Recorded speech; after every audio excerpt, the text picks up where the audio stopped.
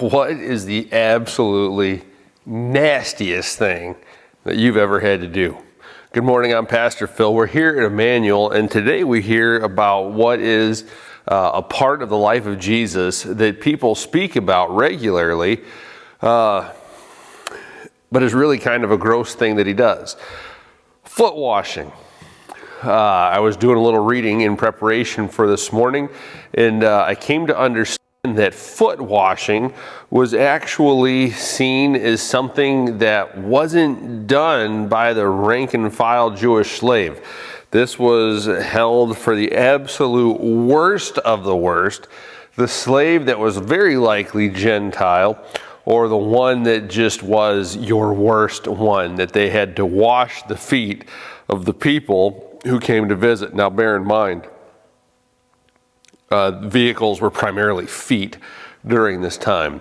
With all that being said, let's go ahead and get into our text. And we actually begin John 13 today. Now before the feast of the Passover, when Jesus knew that his hour had come, that he should depart from this world to the Father, having loved his own who were in the world, he loved them to the end. And supper being ended, the devil having already put into the heart of Judas Iscariot, Simon's son, to betray him, Jesus, knowing that his Father had given all things into his hands, and that he had come from God and was going to God, rose from supper and laid aside his garment, took a towel and girded himself.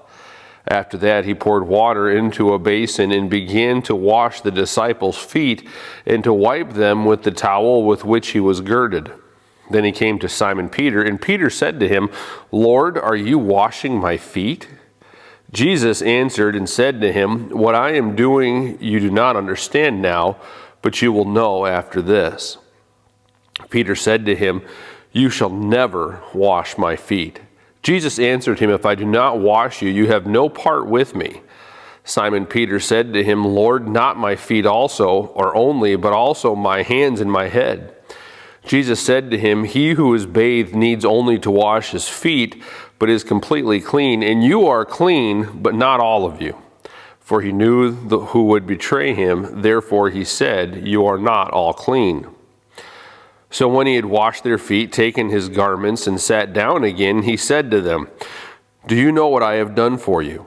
You call me teacher and Lord, and you say, Well, for so I am.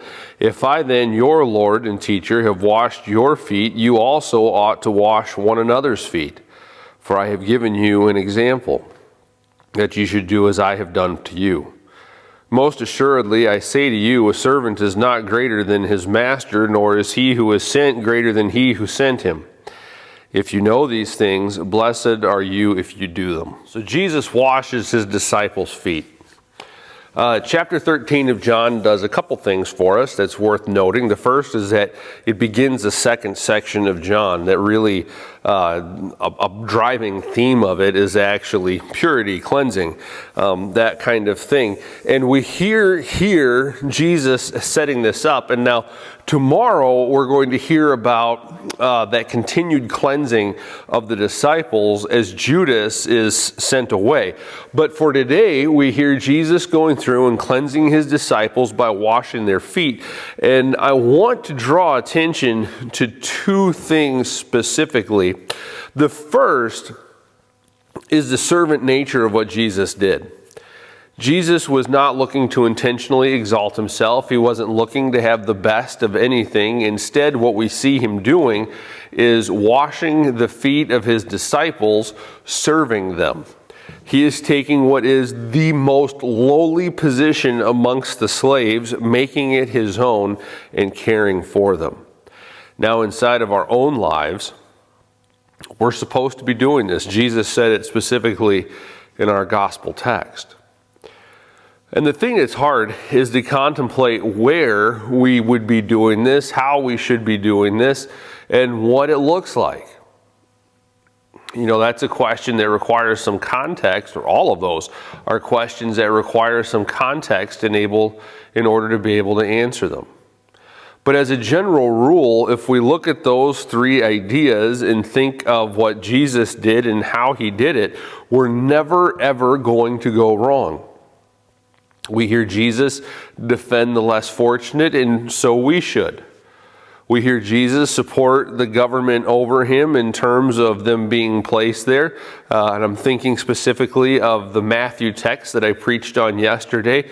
And we should do this as well, not only because Paul in Romans reminds us of this, and Jesus himself reminds us of the government being placed over us, but it's for our own good and welfare.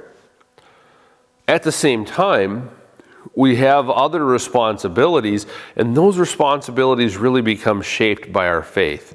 Who are you voting for? What are you trying to do for your society around you? What are those values that really you want to communicate? And those things become the actions and attitudes that really become seen in that servant attitude. Now, the second thing that I want to draw into is one that is going to make every single one of us a little bit uncomfortable, and rightly so.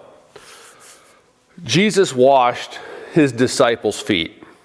He acknowledged that one of them was going to betray him, but he washed every single one of them.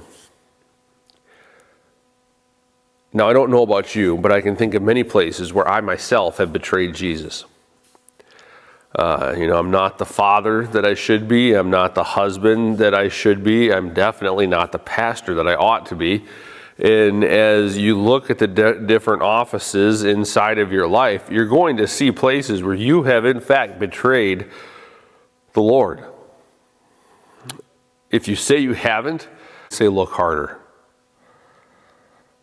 The reality is all of us have failed God in one way or the other. And as we look at Jesus going through and washing Judas's feet, we have the joy of knowing even in our failure that Jesus still cleanses us.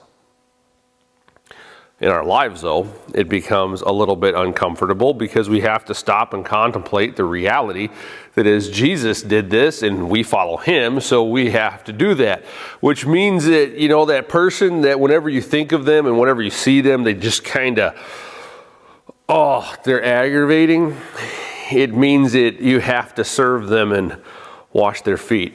Not literally, but you have to be intentionally looking to help them. We don't get to choose who we serve and who we don't. Jesus served all of his disciples. He cleansed them all. He washed all their feet. Now, there's a cleansing yet to come, and we'll hear about that tomorrow and then again in a few days as Jesus is upon the cross. But as we move into the second section of John, I want to draw your attention to that theme and ask you first, what has Jesus done for you? And second, where are you following him? Because as Jesus cleanses us, we follow him inside of that grace that we receive through him. I pray that God blesses each and every one of you. I look forward to seeing you again as we continue on to the book of John. I pray that God blesses you, and I will see you tomorrow.